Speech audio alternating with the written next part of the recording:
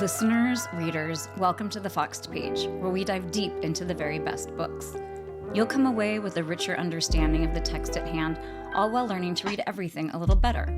I'm Kimberly Ford, one-time adjunct professor at Berkeley, best-selling author and PhD in Spanish and French literature.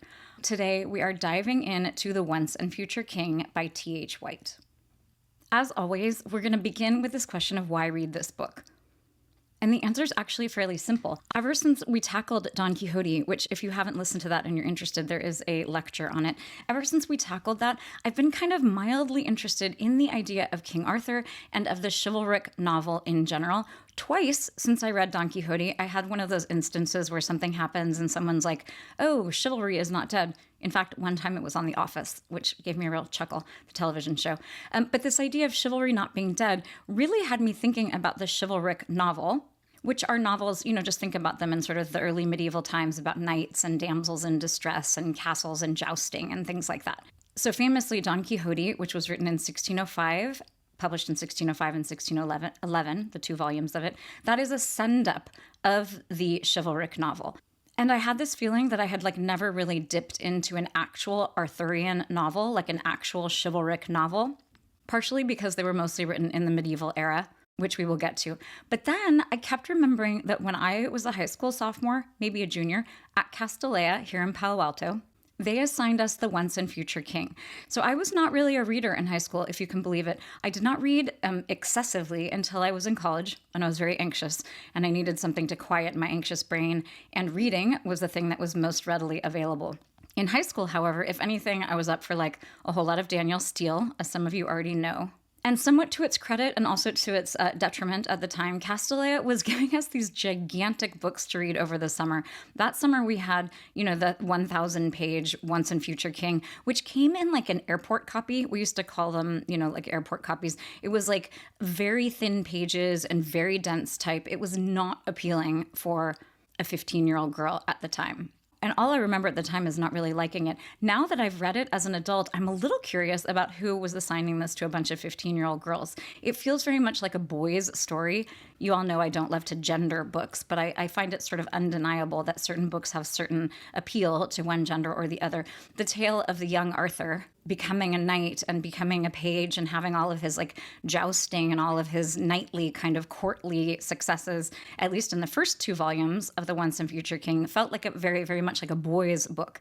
The second two volumes, which are actually very, very tragic and are very adult, they also didn't seem particularly germane for a young woman because, in fact, they're a very, very sad story about Lancelot and Arthur. I realize I'm getting a bit of my head ahead of myself, but what I'm trying to say here is that this was not a book that I loved back in the day, but I've had this kind of weird fond sense of it ever since. I've always been I actually bought a copy, didn't read it, gave it away, and then recently was looking for it and then remembered I had given it away, and I went and bought another copy. And I will tell you what, I expected to just maybe read the first volume, maybe read the first two volumes. I could not put this down. There were times when I was like, maybe I'll skim some of this, and I couldn't even skim it. I was so engrossed.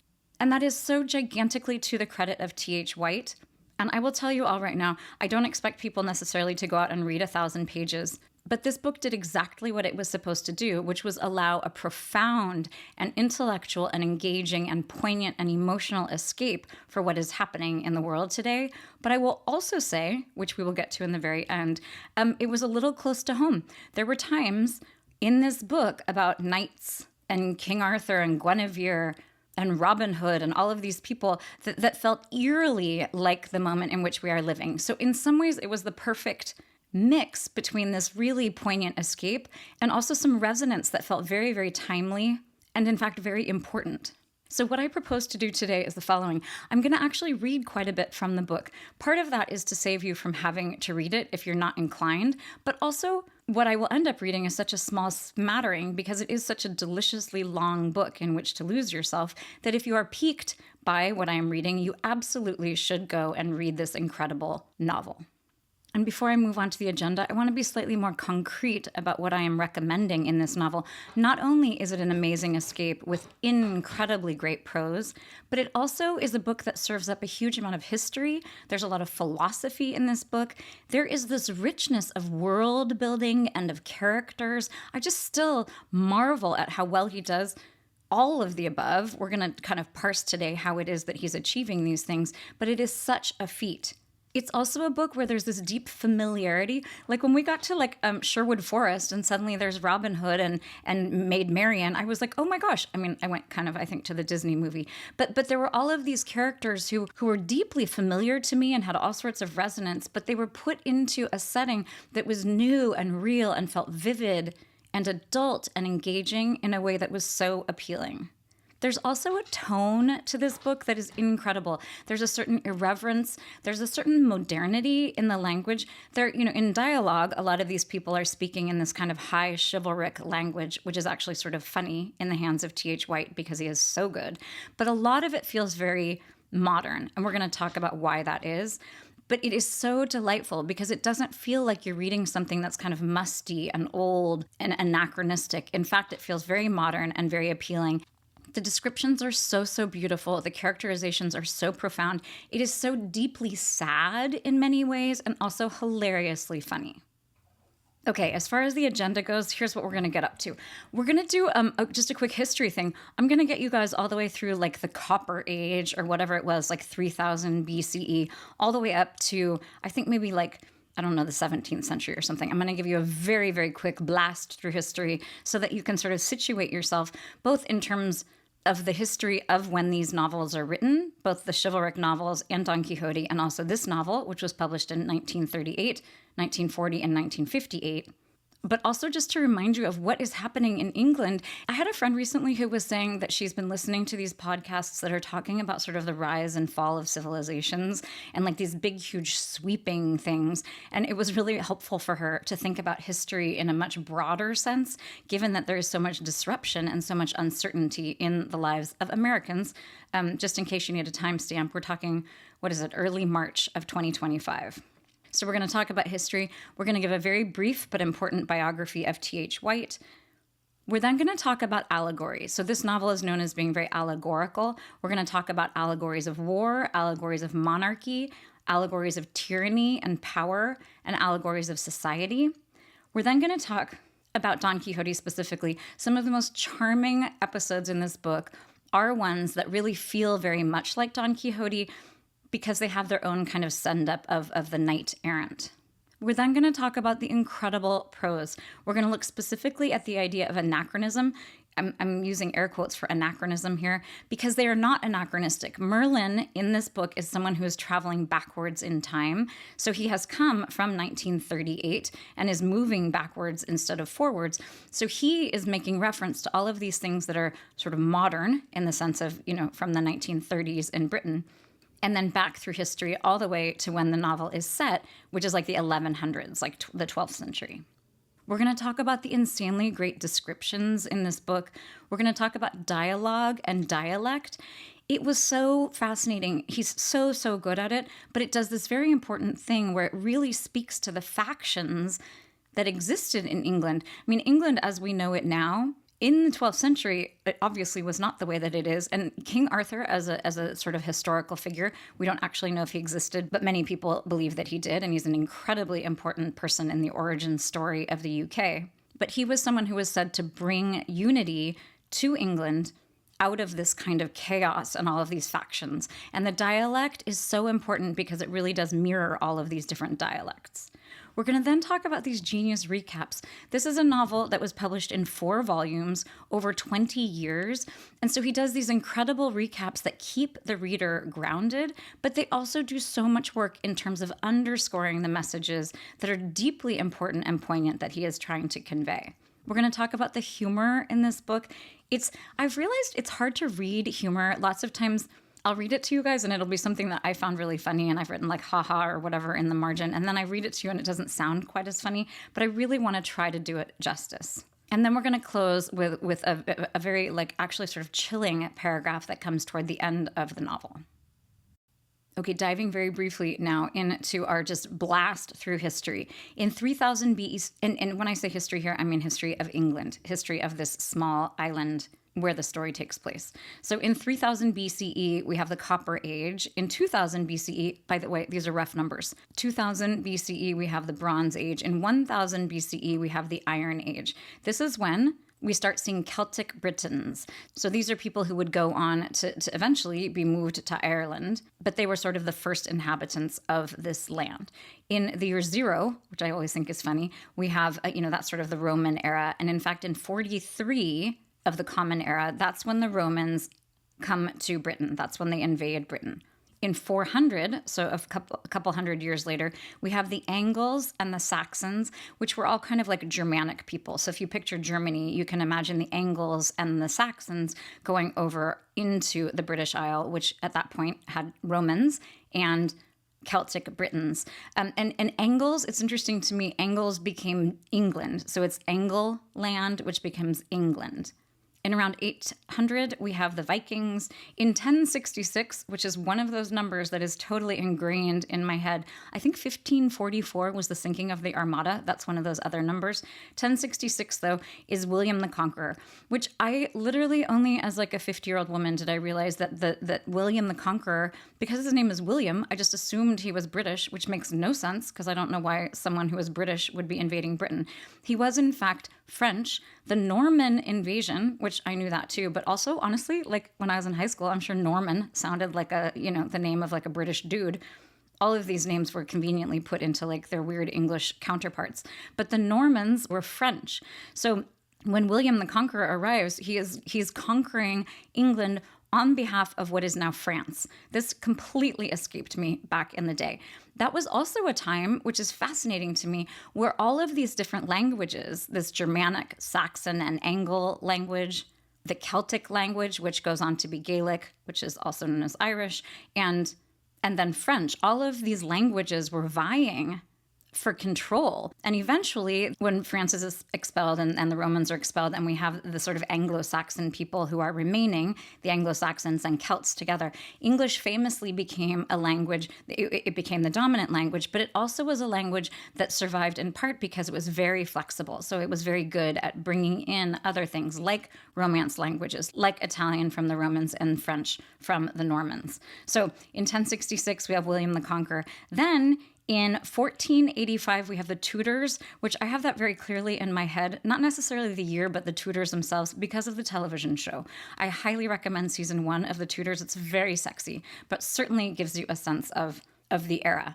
And then in around 1600, we have the Stuarts who are coming down, Mary Queen of Scots and James. They are coming in, and the Stuarts then are beginning their reign over the country. So we're only going to go to 1600 because that gives us ample time to fit our pieces of literature into our broader history of England. And we're going to work backwards. Again, I mentioned that The Once and Future King was published, the very first volume, which is called The Sword in the Stone, which, then it went on to be a movie. There are all sorts of iterations of these things.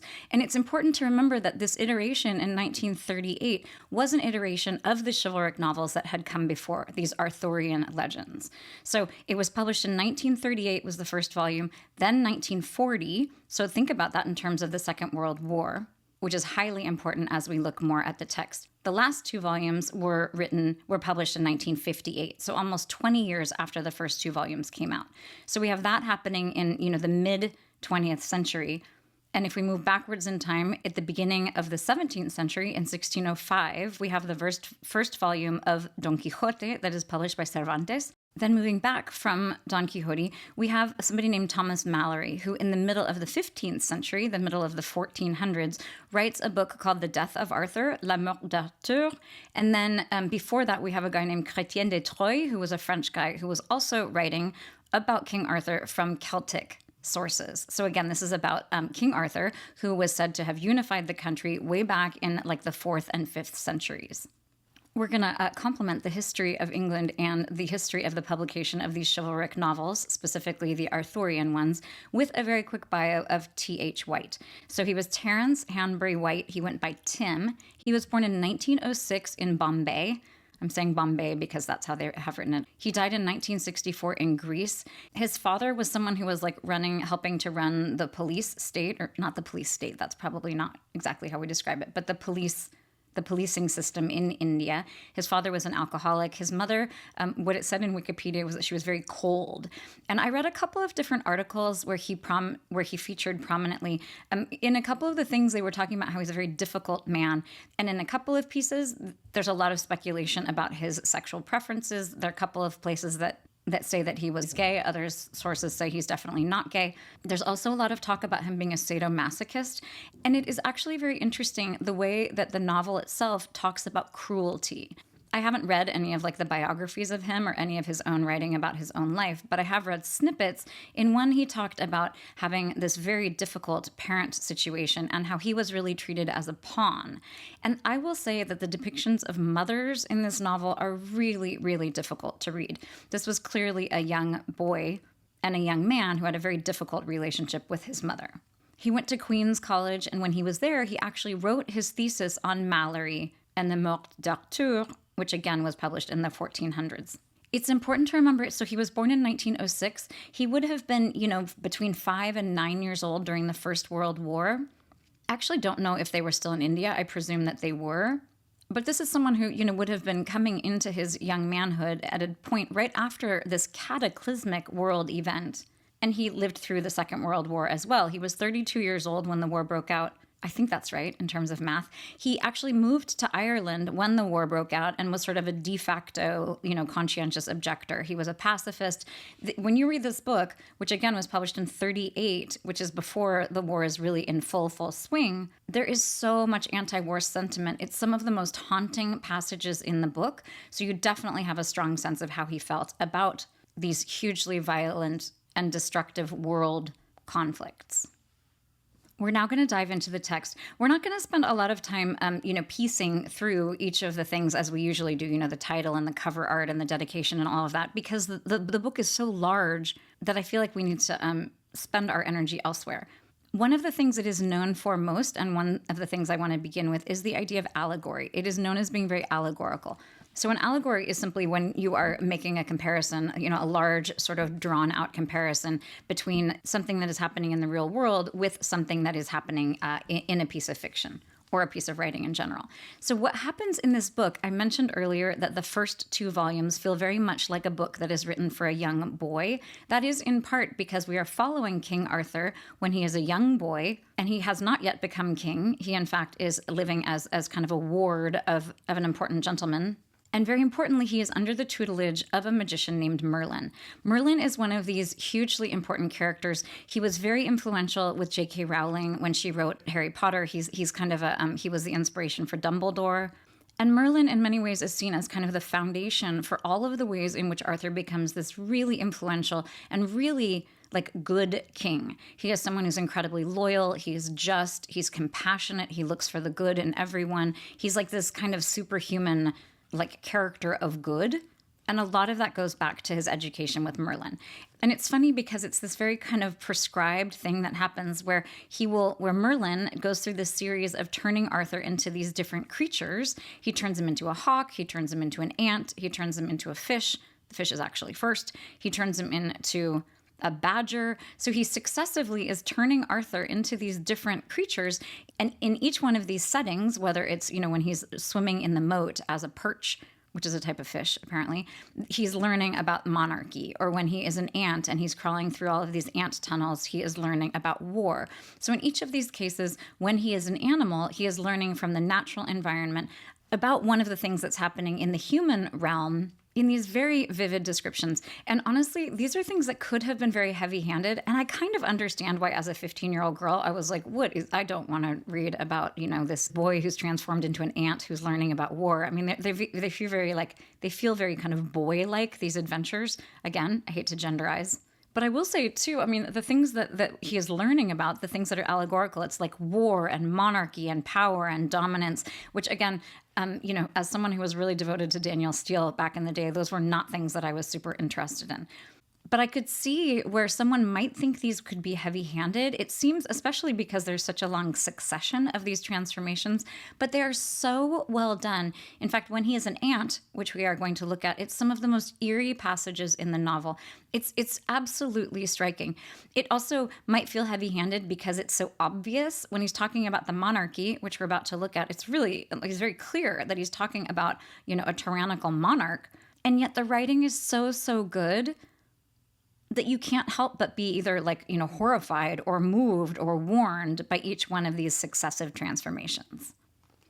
So the first of the transformations we're going to look at is when Merlin makes him a fish in the moat.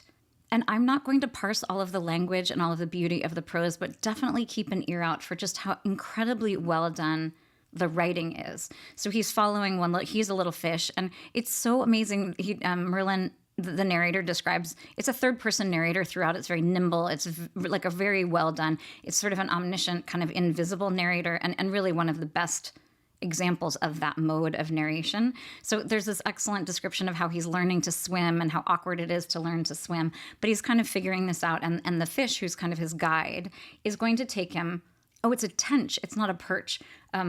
I would have known, I think, that a perch was a fish. A tench is apparently some other kind of fish. They are tenches. So he's following the guide tench, and the guide tench is going to show him this fish. "I am taking you to see one of those," said the tench, "the emperor. But you had better keep your tail bent in case he is feeling tyrannical." "Is he the king of the moat?" "He is. Old Jack, they call him, or some call him Black Peter. But for the most part, they do not mention him by name at all. They just call him Mr. P. You will see what it is to be a king." So one of the reasons why this allegory works so well is because it is so pluralized. Here he's using the word emperor. He's talking about tyrannical. He's talking about a king. Old Jack, Black Peter. I mean, I don't know about Jack. It makes me think of Union Jack. At one point, he talks about Uncle Sam. I mean, there's a lot of kind of name dropping here that is very evocative and in many ways feels very modern. But Mr. P, I don't know if that's, the prime minister. I don't know what exactly we're doing here. And I don't know if he's talking about a specific Mr. P, but it certainly makes it feel very modern. The idea of Mr. P is it stands out a bit because at this point, they're in the 1100s, and yet Mr. P is kind of the generic name for this emperor / king / tyrant who they are going to visit. So they swim along a little bit, and then we have this incredible description. "When he did see the old despot, he started back in horror, for Mr. P was 4 feet long, his weight incalculable. The great body, shadowy and almost invisible among the stems, ended in a face which had been ravaged by all the passions of an absolute monarch, by cruelty, sorrow, age, pride, selfishness, loneliness, and thoughts too strong for individual brains. There he hung or hoved, his vast ironic mouth permanently drawn downward in a kind of melancholy, his lean, clean-shaven chops giving him an American expression, like that of Uncle Sam." Oh my gosh, there it is. I forgot that the mention of Uncle Sam was here. "He was remorseless, disillusioned, logical, predatory, fierce, pitiless. But his great jewel of an eye was that of a stricken deer, large, fearful, sensitive, and full of griefs. He made no movement, but looked upon them with his bitter eye.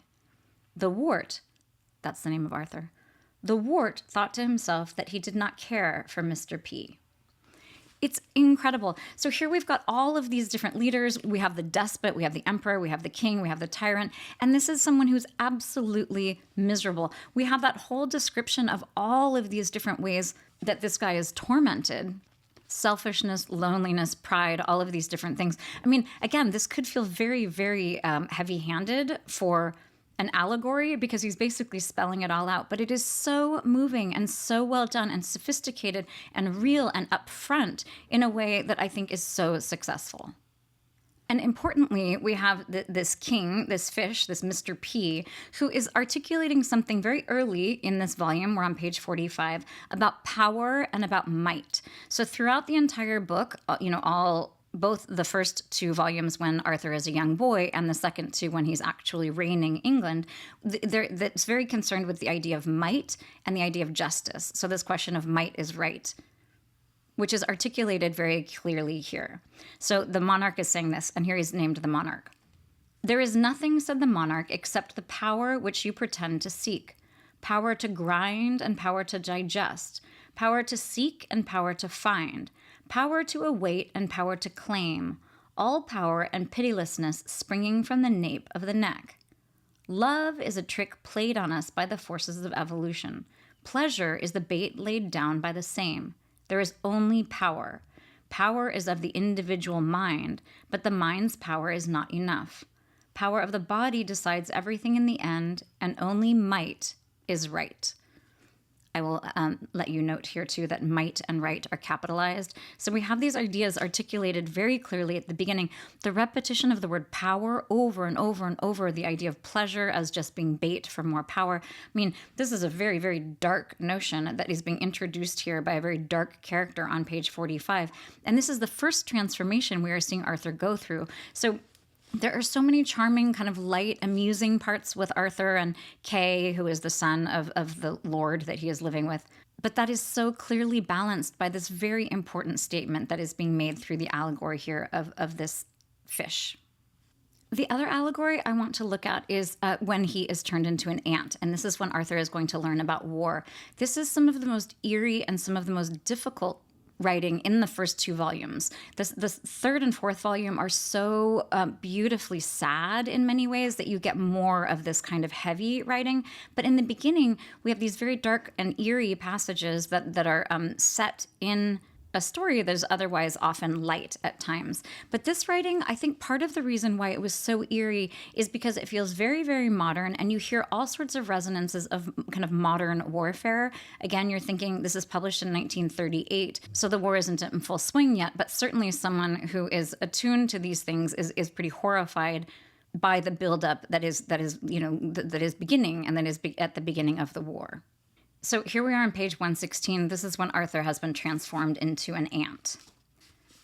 "There was a voice in his head also during the pauses of the music, which seemed to be giving directions. 'All 2-day-olds will be moved to the West Isle,' it would say, or 'Number 21397/WD will report to the soup squad in replacement for 333105-WD who has fallen off the nest.' It was a fruity voice, but it seemed to be somehow impersonal, as if its charm were an accomplishment that had to be practiced, like a circus trick. It was dead." This is so eerie. I'm hoping that you can get some of this. It's something that I'm hoping that you can appreciate the eeriness here. It's a bit out of context, I think, for you. But it's incomprehensible to him. At first, there's this eerie music that keeps saying, "Mammy, mammy, mammy." So there's like this weird kind of maternal, like creepy overtone. And then now there's also this voice that's saying these numbers. And it's, of course, very notable that it is a fruity voice, which is like a slur for someone who is gay. But then the idea of this being somewhat sort of charming, but also this kind of practiced charm. And then at the end of the paragraph, we have this kicker about the voice, which is, "It was dead." Then it goes on. "The boy, or perhaps we ought to say the ant, walked away from the fortress as soon as he was prepared to walk about. He began exploring the desert of boulders uneasily, reluctant to visit the place from which the orders were coming, yet bored with the narrow view." So you have this idea of orders and of the sort of inexorable kind of, he has to do these certain things even though they are making him uncomfortable. And then a few pages later, we have this kind of continuation, through these pages of these kind of incomprehensible instructions that are coming, and he's getting more uneasy and more sort of sickened by it all. And then we have, "But we need not go on about the ants in too much detail. They are not a pleasant subject. It is enough to say that the boy went on living among them, conforming to their habits, watching them so as to understand as much as he could, but unable to ask questions," which is obviously like a very military thing. He has to do what they're asking him to do, but he can't question anything. "It was not only that their language had not got the words in which humans are interested, so that it would have been impossible to ask them whether they believed in life, liberty, and the pursuit of happiness, but also that it was dangerous to ask questions at all. A question was a sign of insanity to them. Their life was not questionable, it was dictated. He crawled from nest to seeds and back again, exclaimed that the mammy song was lovely, opened his jaws to regurgitate, and tried to understand as well he could." A little further down, "The broadcasts changed after the news had been reported. Or rather, they changed as soon as it had been discovered by spies that the other nest had a store of good seeds. Mammy, mammy, mammy gave place to antland over all. Which, of course, this idea of antland over all is resonant very much with the idea of Deutschland über alles, which is, Germany overall. So there are very, very specific references here to the Second War. At one point, Merlin makes reference to Hitler. I mean, it's very, again, these are things that feel sort of anachronistic in the sense that these are not happening, obviously, in the 12th century, in the 1100s, but because Merlin is living backwards, he is showing our young King Arthur what is going to happen in all these horrific ways. It is so compelling and so moving and absolutely chilling.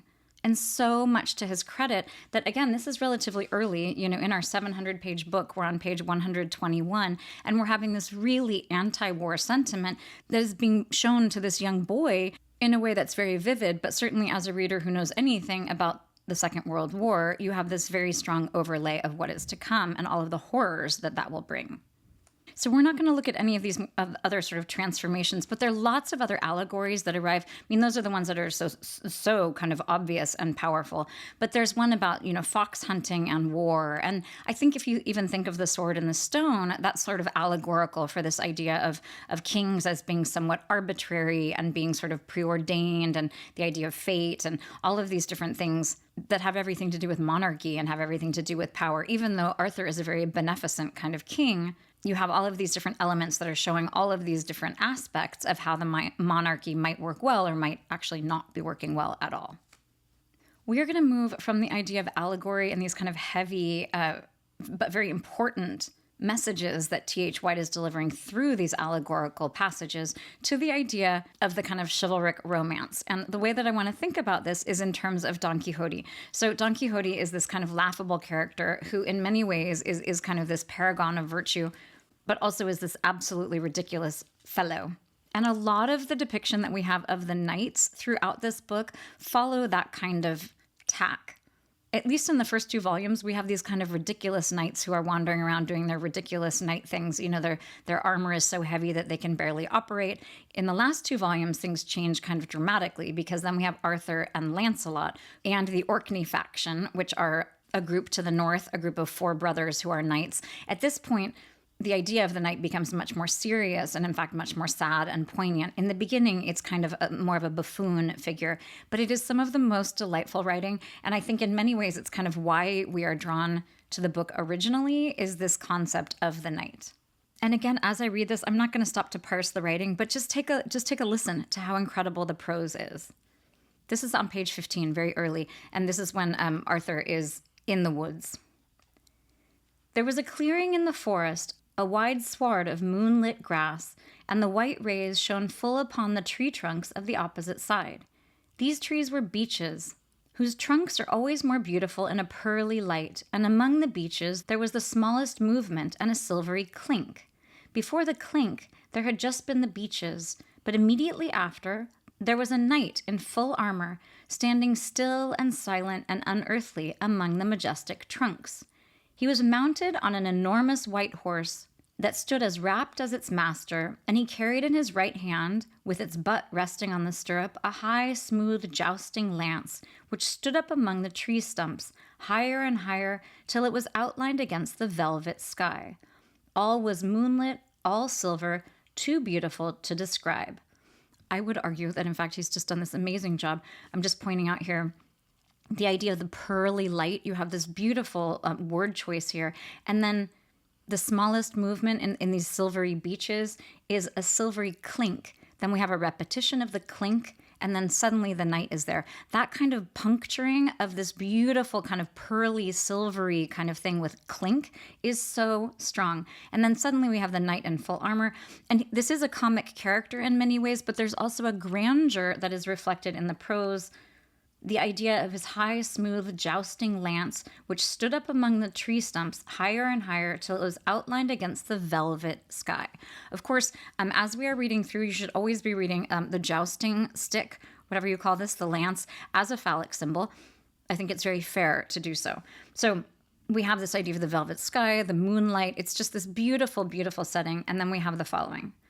the wart, so Arthur throughout, before he is known as the king, because art is kind of like wart, he is called the wart. The wart did not know what to do. He did not know whether it would be safe to go up to this knight, for there were so many terrible things in the forest that even the knight might be a ghost. Most ghostly he looked, too, as he hoved, meditating on the confines of the gloom.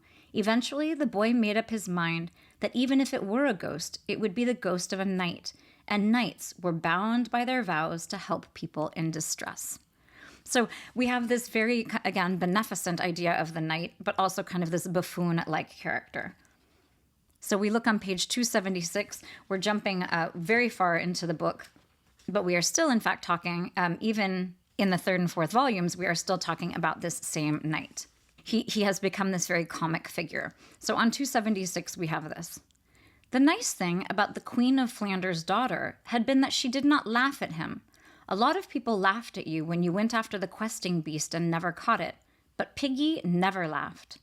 So we have this idea of him as being he's very sweet. You know, he understands. And this very artful thing that T.H. White is doing here is he is putting us in line with Sir Pellinore when he says, a lot of people laughed at you when you went after the questing beast. So there's this intimacy because he is like almost using the first person, but he's also kind of imputing this kind of, ridiculousness into the reader. Like they're laughing at you, which is a very intimate and very artful way of getting us to sort of align ourselves with the ridiculous Sir Pellinore.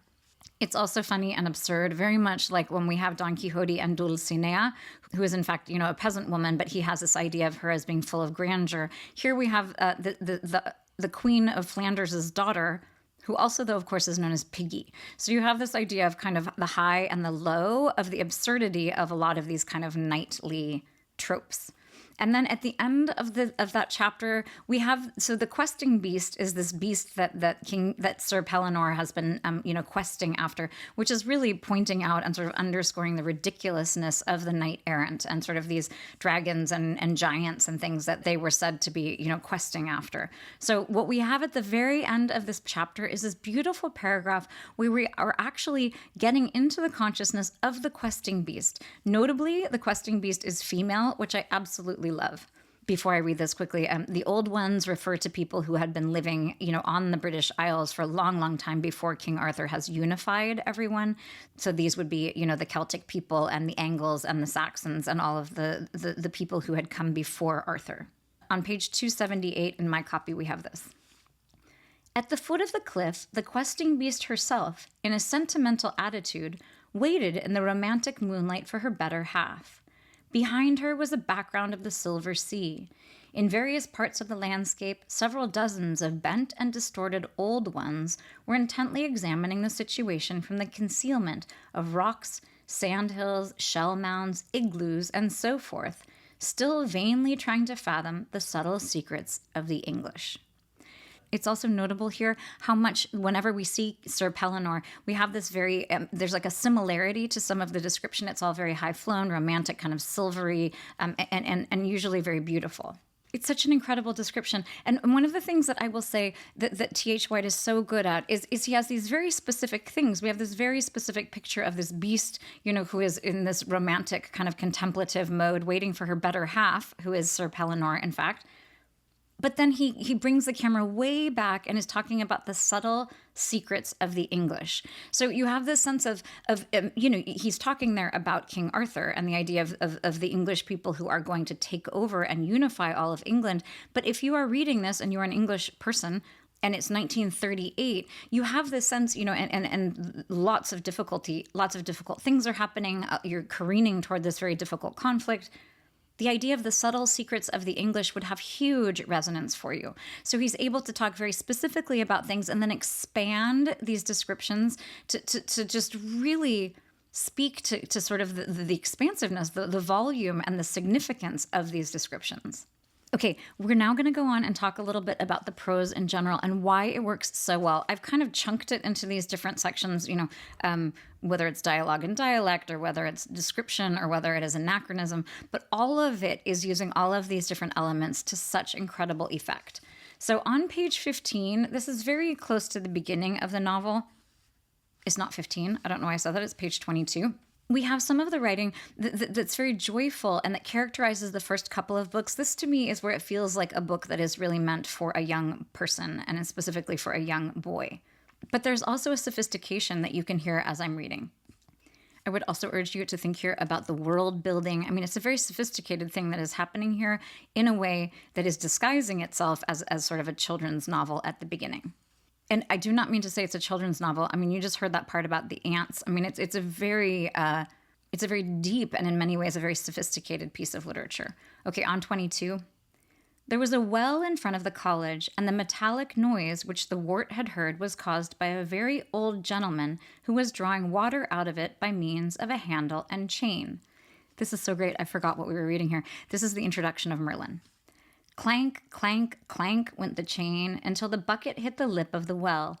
And drat the whole thing, said the old gentleman. You would think that after all the years of study you could do better for yourself than a By Our Lady well with a By Our Lady bucket, whatever the By Our Lady cost. I don't actually know what By Our Lady means. That's like it's like a little hyphenated phrase. But then he continues on.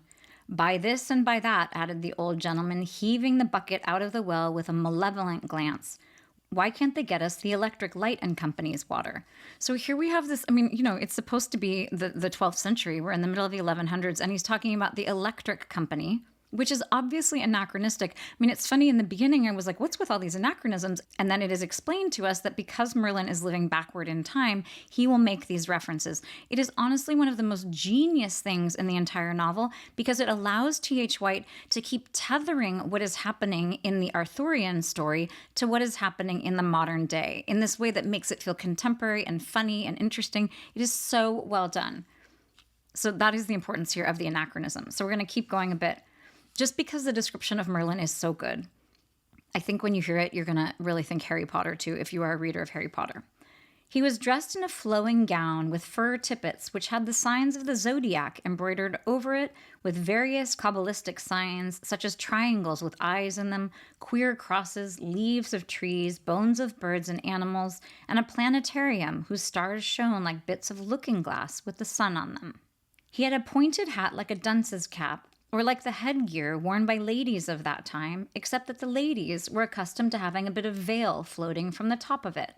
I mean, it's so excellent. It makes me think of The Princess Bride. You can actually, you can picture the kind of dark blue velvet thing with a little bit of veil at the top of it. He also had a wand of lignum vitae, which he had laid down in the grass beside him, and a pair of horn-rimmed spectacles like those of King Pellinore.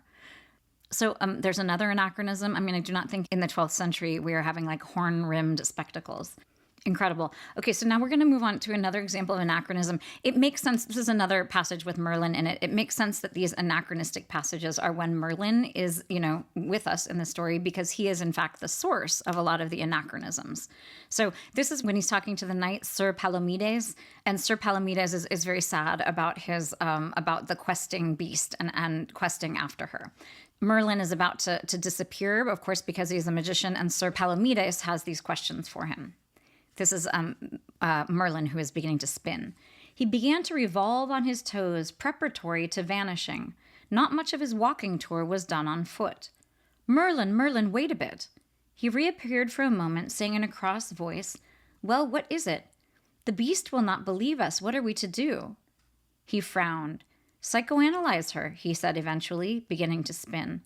But Merlin, wait. How are we to do this thing? The usual method. But what is it? They cried in despair. He disappeared completely, his voice remaining in the air.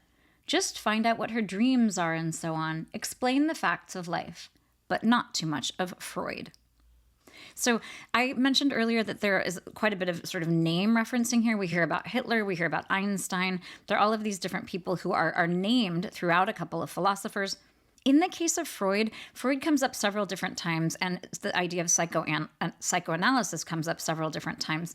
This is very significant because there are several different mothers in this book who are incredibly powerful people, but who really are doing a number on their sons. There is one, Queen Morgause. I don't even know. This is one of those things I'm not sure, having just mostly read it. I'm not entirely sure how to pronounce it. I would say Queen Morgause. She is one of the sisters of Elaine and Morgan Le Fay, who are all witches, and she has 4 boys, and in fact then goes on to have a 5th. And all of them are like in love with her in this very kind of Freudian way, and she does not love them appropriately. And so they have this very conflicted, very ambivalent relationship with her. I mean, it is, if you were a psychoanalyst, you could really go crazy on this book because there is so much stuff that does read as very explicitly Freudian. So I was very happy when we came across these passages where Freud and psychoanalysis is actually named, because you get the sense that T.H. White knows exactly what he is doing when he is sort of setting up all of these family systems and making reference to how fraught they can be. I want to shift now from these examples of anachronistic description to just straight up description because it is so beautiful. So on page 81, we have this. It was the highest room in the castle, directly below the lookout of the great keep, and from its window you could gaze across the open field, with its rights of warren, across the park and the chase, until your eye finally wandered out over the distant blue treetops of the forest sauvage. This sea of leafy timber rolled away and away in knobs like the surface of porridge until it was finally lost in remote mountains which nobody had ever visited, and the cloud-capped towers and gorgeous palaces of heaven. It is so beautiful. The description of land, the description of people. I mean, this is one of those books where I was like, no wonder it needs to be like 700 pages long, because this man has such gorgeous description that you don't want any of it spared. It is so beautiful.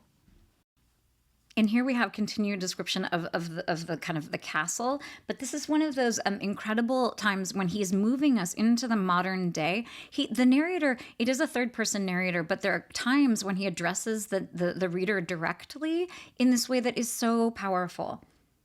And this is one of those times. It's so, the narration is just incredible. This is on page 129 in my volume.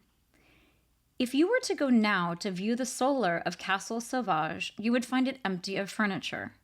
But the sun would still stream in at those stone windows 2 feet thick, and, as it barred the mullions, it would catch a warmth of sandstone from them, the amber light of age. If you went to the nearest curiosity shop, you might find some clever copies of the furniture which it was supposed to contain. These would be oak chests and cupboards with Gothic paneling and strange faces of men or angels or devils carved darkly upon them, black, beeswaxed, worm-eaten and shiny, gloomy testimonies to the old life in their coffin-like solidity. But the furniture in the solar was not like that. The devil's heads were there, and the linen fold paneling, but the wood was 6 or 7 or 8 centuries younger. So, in the warm-looking light of sunset, it was not only the mullions which had an amber glow.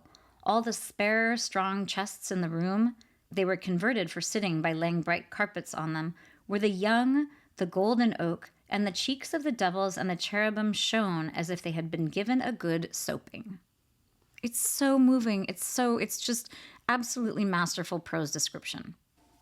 Throughout the entire book, I happen to have just read 2 things that happen to be about the castle. By the way, a solar is a room on the 2nd floor. It's not a solarium. It's like a room on the 2nd floor where the family would often be. There are a couple of different, speculations about what the word solar stands for. It might have been because it was sunny, but it might have also been about being sort of solitary, the family being able to like move away from the main floor of the castle. So we have these beautiful descriptions of nature and then beautiful descriptions of all of the setting, all of the world, but then there is just the most incredible description of characters. The people like Lancelot in particular, and Arthur and Guinevere in the last 2 volumes, it's just insane. It's so well done. But I think the places where it's easiest to see how great the description is with some of the minor characters. So Lancelot has this kind of uncle who is this like incredible character who's loyal and important and who is like very consistent throughout his life. And I want to read 2 quick descriptions of him because they speak to the delightful, idiosyncratic, just such colorful description that T.H. White is wielding. On page 320, we have this. This is about about Lancelot. Ever since he could remember, there had been the excited man with the eyes of blue steel, jumping up and down and snapping his fingers and shouting out as if life depended on it, doublez, dédoublez, dégagez, un, deux. So this also is reminding us of the fact that Lancelot has come from France. He is a French knight. But we have this depiction of this man who's jumping up and down, snapping his fingers and shouting out as if life depended on it, doublé, dédoublé, dégagé, un, deux. We have this like kind of jovial, incredible description that's very specific in its details and in terms of the colorfulness. It is so effective. And it continues at the end of the chapter. We have this idea of the two of them, Lancelot and his uncle, in this incredibly poignant description that comes at the end of a chapter. Anything that ever comes at the end of a chapter, certainly you should be paying very close attention to. Even the end of a paragraph, whatever word you have at the end of one of these things, even the end of a sentence, is carrying a little extra weight. So we have this very poignant ending to this chapter on page 323. A week later, Lancelot and Uncle Dap were sitting in a peculiar boat in the middle of the English Channel. The boat had a sort of castle at each end. There was another castle halfway up the single mast, which gave it an appearance of a dovecote. It had flags fore and aft. The one gay sail had a cross potent on it, while an enormous streamer floated from the top of the mast. There were 8 oars, and the 2 passengers were seasick. Unbelievable. It's also very it also does not portend great things for the two of them as they are going to England.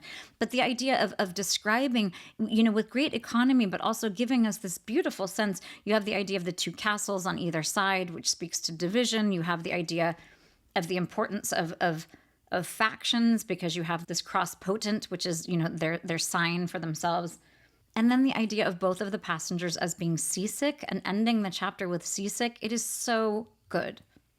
So now we're going to move on from just general description to the incredible use of dialogue. So when you have dialogue in any novel, first of all, it should not be just providing exposition. This is like a big no-no in terms of literary fiction. You don't want background knowledge being conveyed by people who are having a conversation. It ends up feeling very stilted and awkward and sort of false in many ways.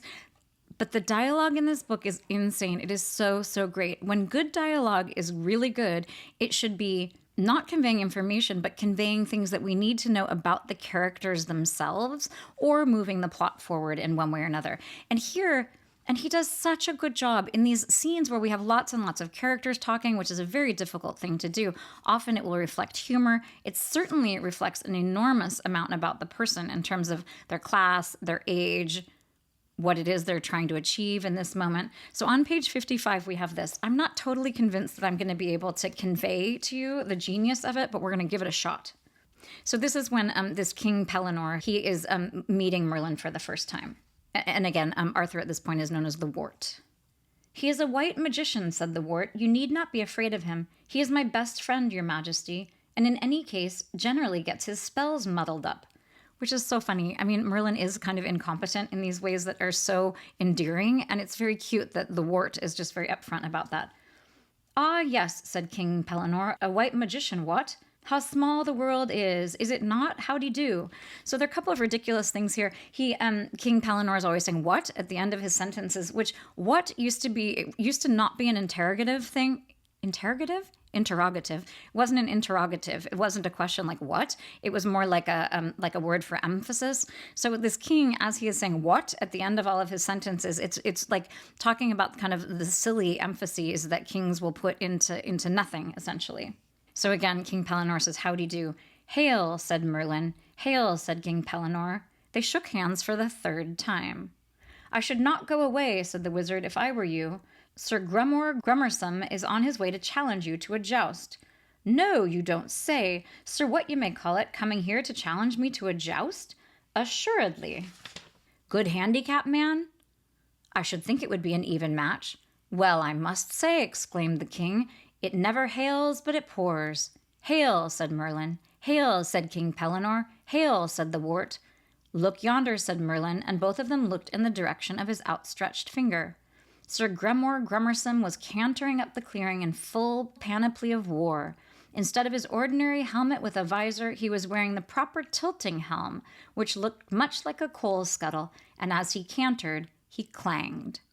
So this is so delightful. I had to read that description at the end just because what this whole passage is doing is speaking to the ridiculousness of the monarchy and of the knights, and how a lot of this stuff can be very comedic because they're standing on all of these different sorts of ceremonies, and they're confusing things about whether hail is talking about weather or whether it's talking about a greeting. They're shaking hands over and over. It's speaking to sort of pomp and circumstance and how silly those things can be.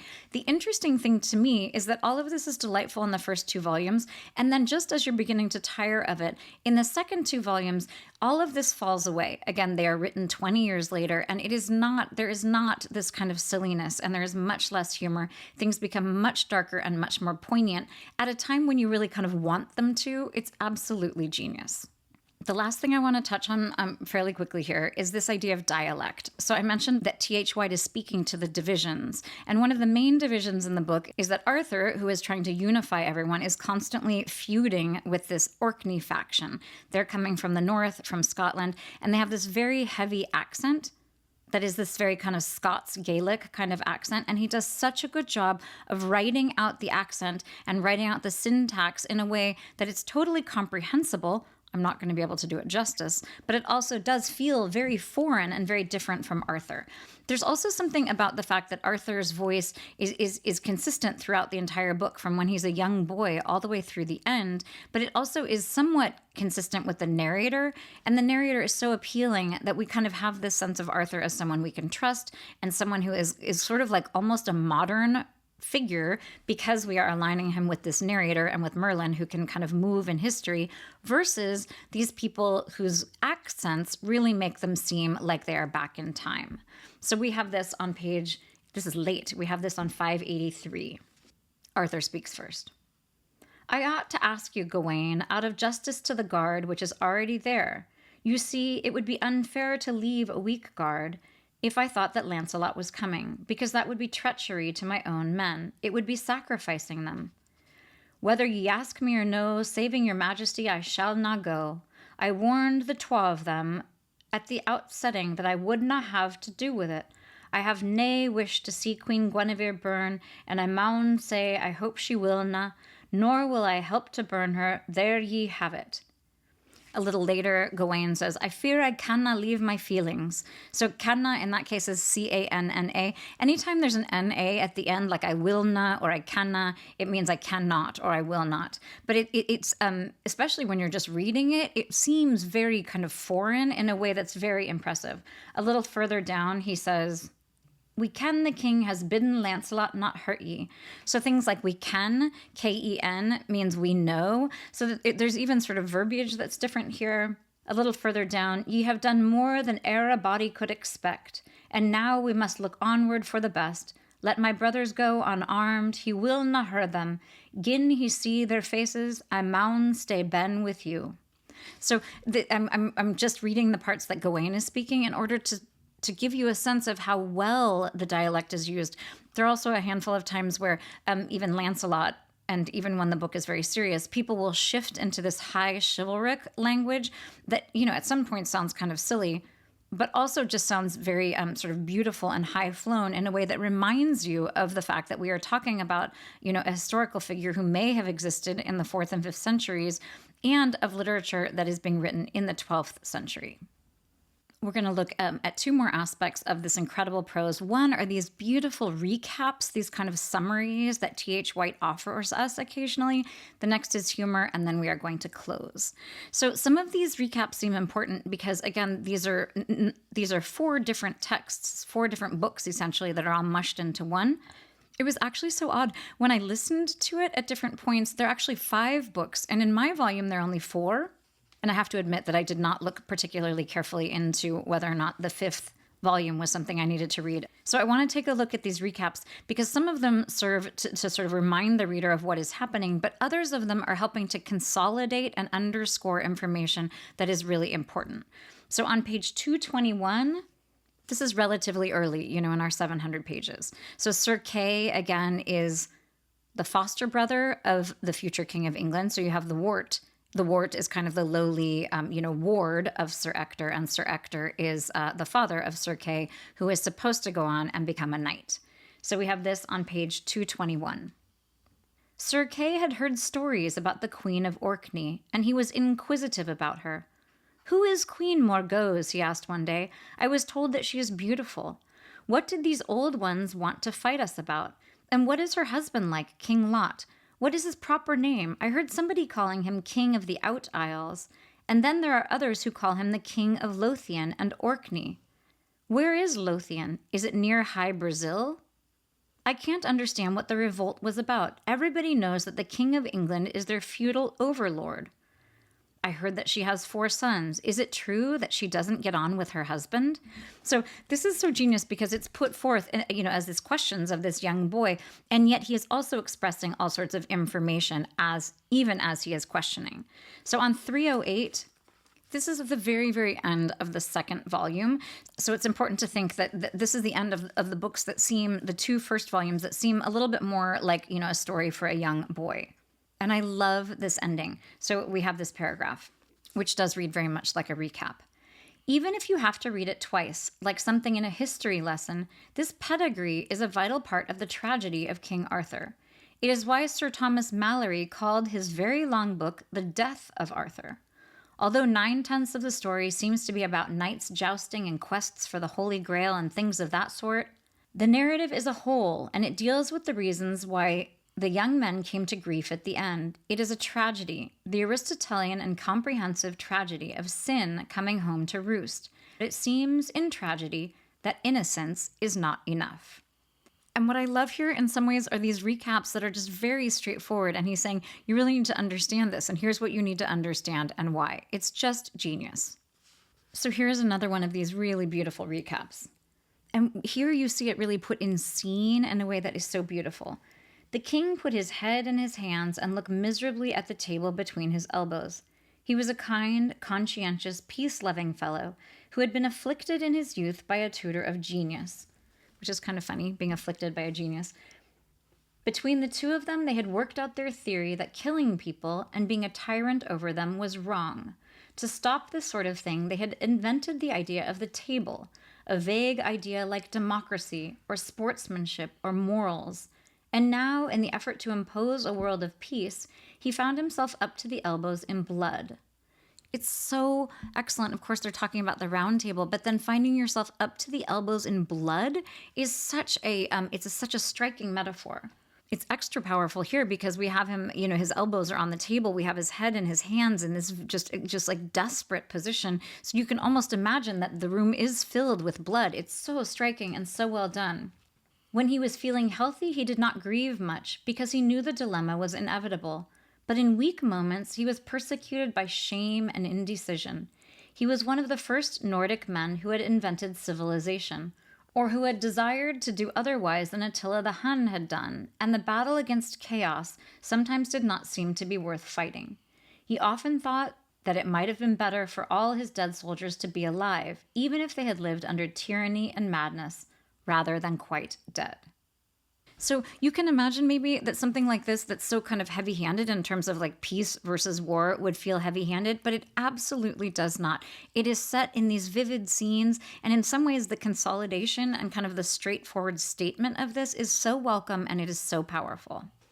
We're going to take a quick look at humor and then we are going to close. So Merlin, I mentioned before that he's not super competent and oftentimes he's kind of discombobulated in a way that is so charming. He also is just a font of wisdom. So he's a very good balance. He's not too kind of sanctimonious or too kind of abstract because in fact he is a bit of, because he does these kind of goofy things. So in this example on page 112, this is somewhat representative of his kind of humor. It's a little like dad jokey in some ways, and some of it relies in this case on sort of a pun. So in this case, Wart is trying to ask him about this person named What, W-A-T, but of course that is leading to some confusion. So we have this. This is on page 112. "Merlin," said the Wart, "what have you done with what?" Meaning W-A-T. "You should try to speak without assonances," said the wizard. "For instance, the beer is never clear near here, dear, is unfortunate, even as an assonance." Assonance is just rhyming vowels. So in that case, beer, clear, near, here, dear. I mean, I agree. I do not love this kind of piling up of assonance. It's kind of like alliteration. It's like a little bit cheap in some ways. And this is all, of course, because Merlin misheard. Merlin continues. Then again, your sentence is ambiguous if you say the least of it. What, I might reply, taking it to be a conundrum. Or if I were King Pellinore, what? Again, that's the king who always says what at the end for emphasis. Nobody can be too careful about their habits of speech. So, and then just a little bit down, it sort of goes one step further when Wart says, "You know what I mean," said the Wart. "What have you done with the old man with no nose?" Again, we have no nose, which is much like what have you done with what. So we have these kind of drawn out things. I mean, it's not kind of like laugh out loud humor, but it's very clever. On page 209, this piece of humor I want to read because it speaks to the breadth of humor that White has throughout. So he has the kind of dad humor, kind of, punny kind of stuff that's like the Merlin style. And then he does this really incredible thing where he will use sort of the sophisticated language of the narrator to kind of exaggerate things in a way that ends up having a really nice comedic feel. So when I mentioned the Orkney faction, these are the four knights, Gawain and Gareth, and I can't remember all their names. They all begin with G. And they are all telling each other a story. This is when they are young boys. "The chaste and beautiful Countess of Cornwall," resumed Gawain, "spurned the advances of King Uther Pendragon, and she told our grandfather about it. She said, 'I suppose we were sent for that I should be dishonored. Wherefore, husband, I counsel you that we depart from hence suddenly, that we may ride all night to our own castle.'" That's an example of that kind of higher diction. "So they went out of the king's wrath in the middle night." Then Gawain continues, "When all the people of the house had gone to sleep, and there they saddled their prancing, fire-eyed, swift-footed, symmetrical, large-lipped, small-headed, vehement steeds by the light of a dark lantern, and they rode away into Cornwall as fast as they could go." So you have that whole description here. They're prancing, fire-eyed, swift-footed, symmetrical, large-lipped, small-headed steeds. This kind of like absurd language speaks to the way that these boys, they're exaggerating, these stories are being told. It's very clever and it's subtle.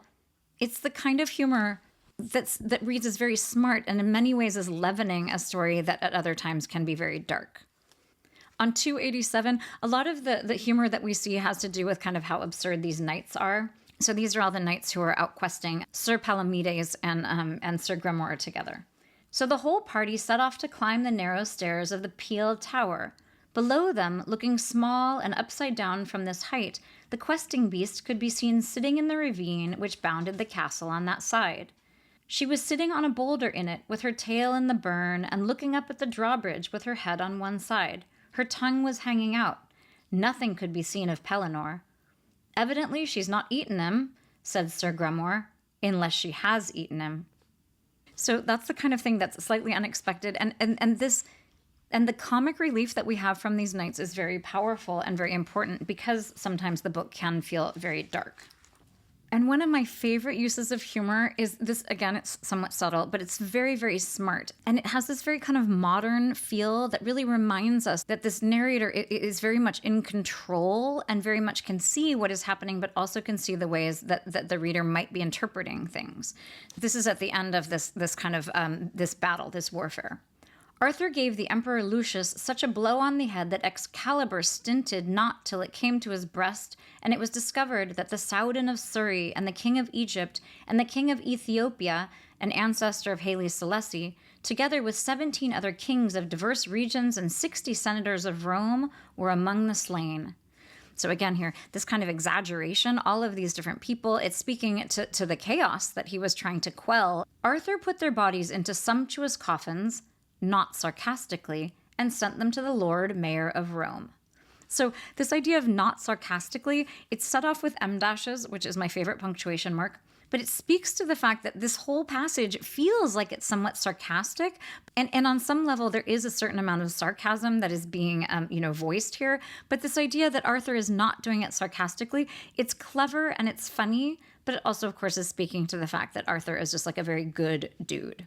So there's so many different ways that humor is used. I think, again, I'm going to have to say, I think that reading humor out loud, out of context and out of the flow of the book is difficult, but it's worth pointing out here because the breadth and all of the different types of humor that T.H. White includes are really important because in many ways this is a book that is very, very poignant and very sort of sad and very difficult to read. Before we close by looking at this one specific paragraph toward the end of the volume, I want to speak very briefly to the relationship between Lancelot and Arthur. So King Arthur, in many ways, obviously we hear about his youth in the first 2 volumes, and then Lancelot comes for the second 2 volumes, and the love triangle, becomes very important. But there is this love between Lancelot and Arthur that is hugely important.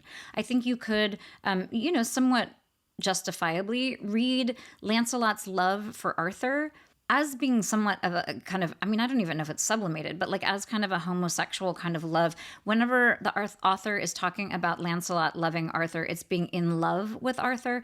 And there's a lot of loyalty to him. There isn't any sexual stuff that is happening, but there's a devotion that goes beyond, just sort of your normal love in some ways. And they are such an important counterpoint. I mentioned before that Arthur, he just is like this very, very good king. Everything about him, like he has all of the virtues you could possibly imagine, which is very important for sort of, your archetypal like king of England. In many ways, we see Lancelot as sort of a counterpoint, and also someone who, because he also is very good, he is sort of promoting Arthur because Arthur is always sort of even better than Lancelot. And Lancelot is someone who he's very tragic. He's actually like not good looking. He's kind of like ugly hot, I think, is how I think of him. But he's incredibly serious and he's loyal. He's in love with Guinevere, but he won't betray King Arthur. It's this very fraught situation, and he ends up being very brave, and he ends up being very sort of deep in his thoughts and adventuresome, but also like very grounded. It's really a very beautiful relationship, and I want to look quickly at it on page 312. This is toward the beginning of when the 2 of them are together. And Arthur, he's like about 10 years older, 8 or 10 years older than Lancelot, and so he is beginning to describe his idea of the round table to Lancelot. So Arthur says this to him when Lancelot is in fact still fairly young. "It is about knights," Arthur had continued. "I want to have an order of chivalry, like the Order of the Garter, which goes about fighting against might. Would you like to be one of those?" "Yes." The king had looked at him closely, unable to see whether he was pleased or frightened or merely being polite. "Do you understand what I am talking about?" Lancelot had taken the wind out of his sails. And then Lancelot goes on to tell him, in fact, that he understands Arthur better than Arthur might have thought. Lancelot being French. "We call it the forte main in France." It says fort main here, but it's like the strong arm, the strong hand. "You want to put an end to the strong arm by a band of knights who believe in justice rather than strength. Yes, I would like to be one of those very much. I must grow up first. Thank you. Now I must say goodbye." So they had sailed away from England, the boy standing in front of the ship and refusing to look back, because he did not want to show his feelings. He had already fallen in love with Arthur on the night of the wedding feast, and he carried with him in his heart to France the picture of that bright northern king at supper, flushed and glorious from his wars. So this in many ways, Arthur is just this incredibly compelling character, but I would argue that that Lancelot is even more so. He's conflicted and ambivalent and just so compelling. And in some ways, I wonder if it would work to just read the last 2 parts. I think you could. I think you could read any one of these books as a standalone novel. There are 4 different, sort of chunks of this large volume. And for my money, the second 2 volumes are superior in the sense of just being much more serious and more poignant and in some ways more interesting. And that has everything to do with this relationship between Arthur and Lancelot. I want to end by taking a look at this paragraph at the very end of the book. This is on page 638. I mentioned before that I was really looking to this book as an extension of my escape into the land of chivalry and, like millennia past. And I will say that this book did deliver on that, but there was a way, and it made it even more powerful, the reading experience, there was a way that it kept getting connected into the modern day, at least, the middle of the 20th century. And what happened at the very end is I suddenly was brought into the sort of, first quarter of the 21st century by this one chilling paragraph.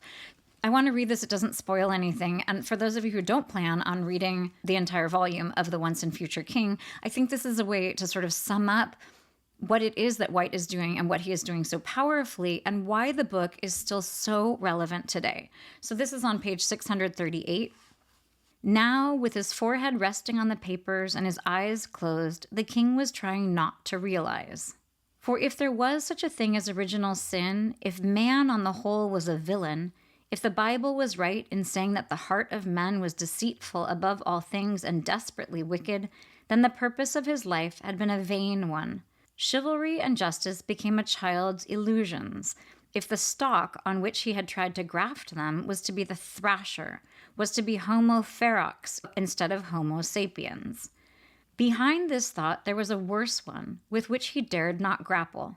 Perhaps man was neither good nor bad, was only a machine in an insensate universe, his courage no more than a reflex to danger, like the automatic jump at the pinprick. Perhaps there were no virtues, unless jumping at pinpricks was a virtue, and humanity only a mechanical donkey led on by the iron carrot of love, through the pointless treadmill of reproduction. Perhaps might was a law of nature needed to keep the survivors fit, but he could challenge it no further. I mean, I read that, and first of all, the idea of this idea of the machine in the insensate universe, of course, I was thinking of AI, this idea of there simply being no virtues, only response. In some ways, it just seemed like T.H. White was incredibly prescient. And it also made me realize that there is this chaos in the story of Arthur that was very much like the chaos that T.H. White was facing when he was in Ireland, trying to be a conscientious objector against the horrors of the Second World War. That kind of chaos from, both what we might imagine to be the 4th or 5th century, then certainly in the Dark Ages in the 12th century, then in the middle of the 20th century, in some ways it felt very much like that kind of chaos is also what we are facing today, this lack of virtue, this idea of justice as being a child's illusion. I mean, I don't mean to bring everybody really hard down here at the end of the lecture, but what I will say is that this book was so delightful and so absorbing and so engaging. And what this did at the end, when it really ended on this kind of very chilling note, it really lent a sort of gravitas to the whole thing that really made the reading sort of all the more worthwhile. So I'm going to leave it there. I would really encourage you, definitely don't need to go and read this book, but if you are someone who wants to really get lost in some inventive, interesting prose, if you're in the mood for a 650-page tome to really just sink yourself into, then this is definitely the book for you. And if you're like that friend who's trying to think about, the rise and fall of civilizations, we can look at these times of chaos and understand that people have survived them before. So maybe that's, in fact, the note to end on. So thank you so much for tuning in. And whether it is The Once and Future King or another book, I hope that you can find something soon to read that is edifying or persuasive or provides you solace or inspiration or something that just provides a great escape. Happy reading.